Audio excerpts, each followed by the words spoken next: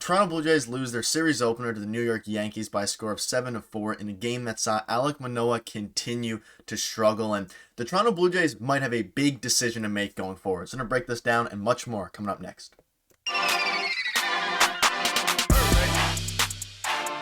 What's up, Jays fans? Nick Gosse, your host of Jays Digest. And before I do get into the video, I want to thank you all for your support. It's been unbelievable. We're on the road to 7,000 subscribers. We're very, very close. You guys have been crushing the subscribe button, so it'd mean the world if you could hit that. And again, thank you guys for your continued support there. But let's just get into the video. And the Jays lost the New York Yankees today by a score of 7-4, and it was a pretty rough game.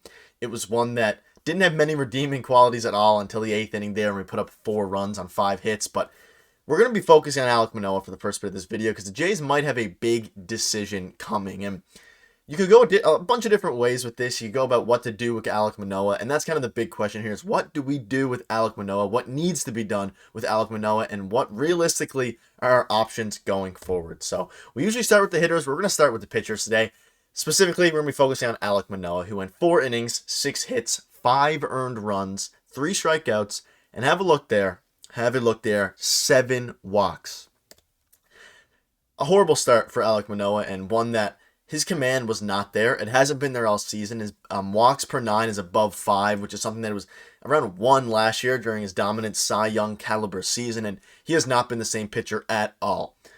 Nothing even close to his Cy Young caliber season last year.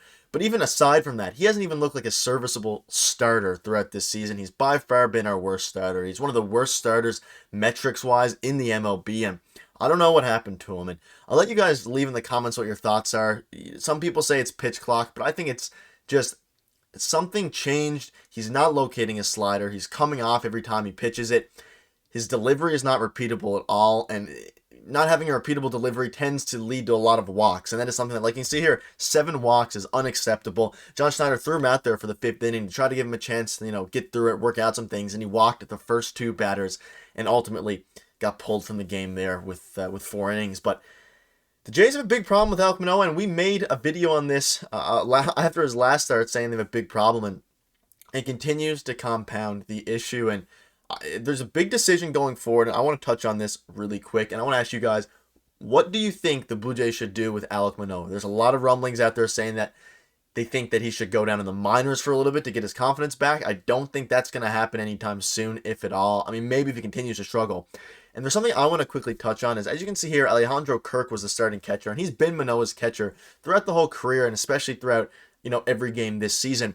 And I think they might have a big decision coming about maybe trying Danny Jansen as his personal catcher going forward, or even just for the next game to change things up, because Danny Jansen is known as a great game caller. He's elevated a lot of pitchers. He, catches Kevin Gausman and things like that, but Danny Jansen might be able to turn around Alek Manoah's season, or at this point you have to change something up. He's been absolutely horrible, one of the worst pitchers, and if you're not going to send him down, which I don't think they will, and I don't think they need to just yet, change something up, give Danny Jansen there, let Danny Jansen call the game, complete change of scenery for Alek Manoah, and maybe he'll go back to resembling his old form, because no one coming into the season besides Fangraphs, who projected above 4 ERA, thought that Alek Manoah was truly going to struggle as much as he is, and he's completely lost his command. He's completely lost the feel for the baseball, and it's concerning, and it's a huge, not only is it concerning, but it's a huge question that the Blue Jays have going forward about what to do with him. So let me know in the comments what your thoughts are on that, and we're going to keep an eye on that going forward. But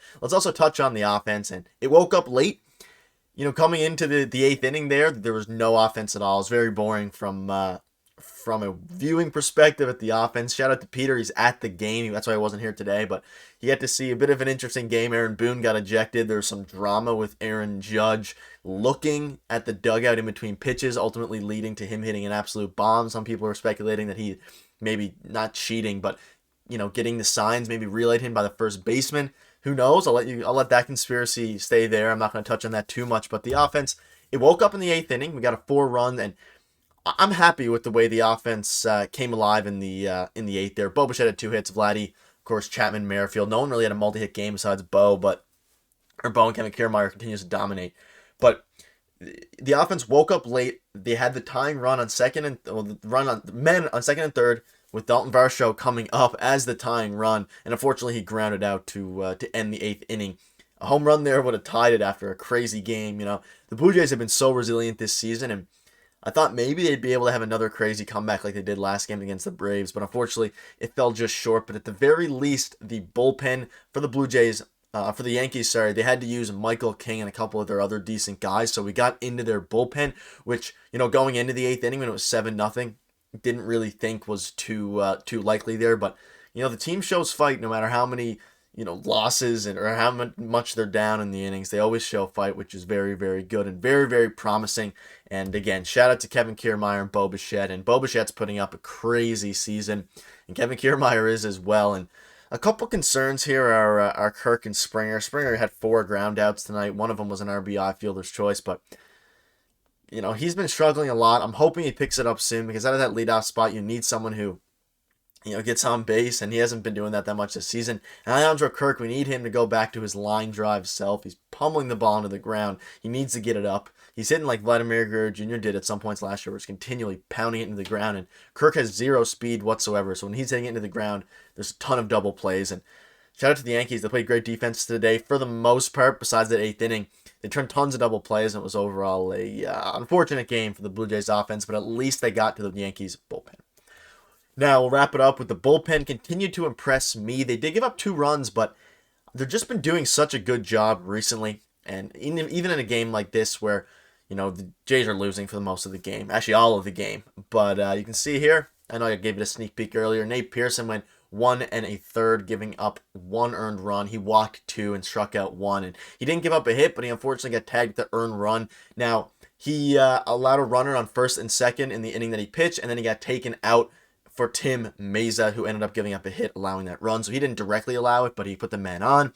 Tim Meza had a great outing, though, aside from that 1 hit, 1 2/3 of scoreless ball there. And Jay Jackson gave up an absolute moonshot to Aaron Judge. It's going to happen. And Jimmy Garcia had an okay inning as well. But the bullpen, it's looked all right. It's looked serviceable lately, and it's been very, very solid. We didn't use our super high leverage guys, so that's good, especially after a game yesterday where we used our lower leverage guys. That's kind of who you wanted to use today again, but we didn't really have too many available, so shout out to them. And also shout out to Aaron Boone for a very animated ejection. At the time, it was 6-0 when he got ejected, and he was giving it to the home plate umpire, who was pretty bad on both sides again. But I ranted on that in the last video. We'll leave that as is. But it was, added a bit of entertainment for the fans there and for the viewers, despite a pretty, non-eventful game. And overall, a pretty, it wasn't the worst game in the world. The Jays didn't play well at all. It's going to happen. We have a 4-game homestand here, or a 4-game series against the Yankees. Obviously, a huge homestand, and we just got to win tomorrow with Kevin Gausman on the hill. So,